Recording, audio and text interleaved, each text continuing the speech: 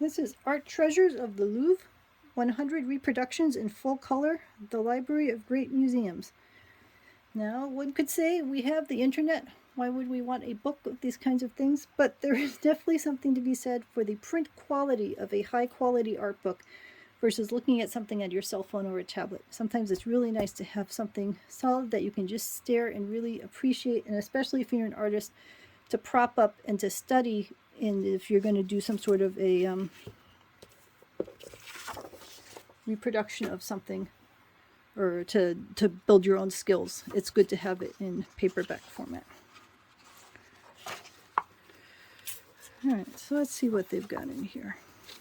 We've got the table of contents. If you want to skip to something, it talks about the Louvre.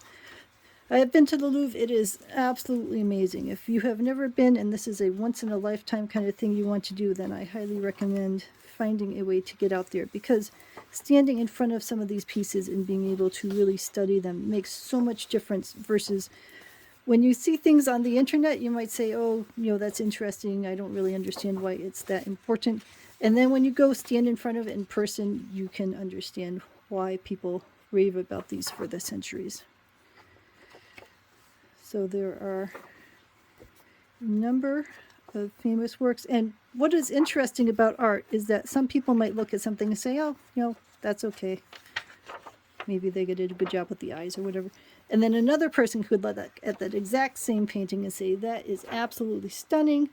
I love how they did X or Y, and I'm going to study it for hours. So part of the benefit of having a book that has all of this range of images is that some people will look at the Mona Lisa. And again, this is something that if you go and see it in person, it looks much better, but also smaller than you might think in person than what you would expect based on all of the books that you see.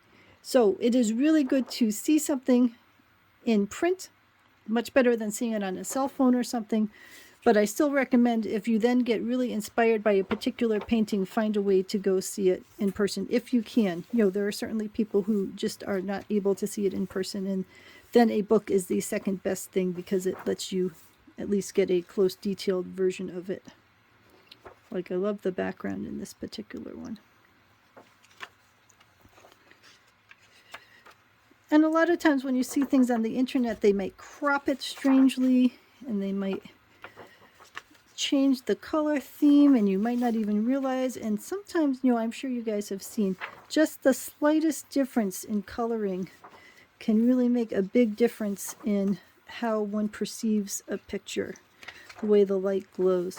And that's part of what's hard when you get an art book like this and you're looking at the summary of the scene.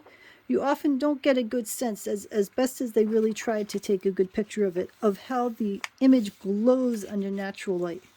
Because especially watercolors, but also to some extent oil paintings and other type of paintings, the impact of light on them makes an enormous difference.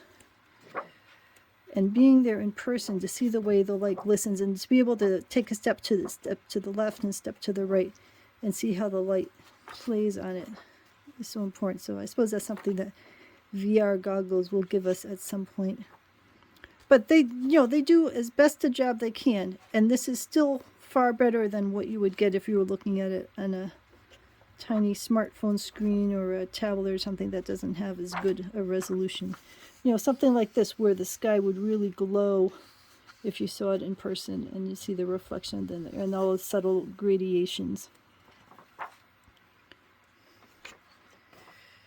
Let's take a look what else they've got in here. Now, it's worth noting there is some nudity in here. Different cultures had different points of view about how human bodies should be portrayed, so this is just something that one should be aware of when one is looking through an art book. There's nothing that I would say is risque, but there are sometimes nude bodies, pretty much always females. This is going to be a pet peeve of mine. Somehow the guys are always fully clothed and the women are the ones romping around naked, but that's just part of life. One of my favorites. I have this one hanging in my house.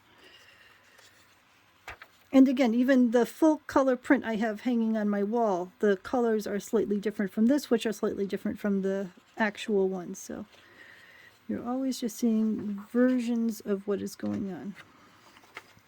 But it's also nice to be able to see the different styles and to be able to see how different painters would approach a kind of topic. And that makes this a nice overview of different kinds of painting styles, at least from this time period, and give you a sense of what's out there. And then there's commentary in each one.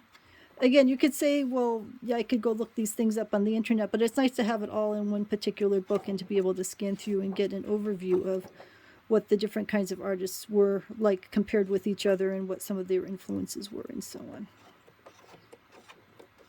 So, well recommended.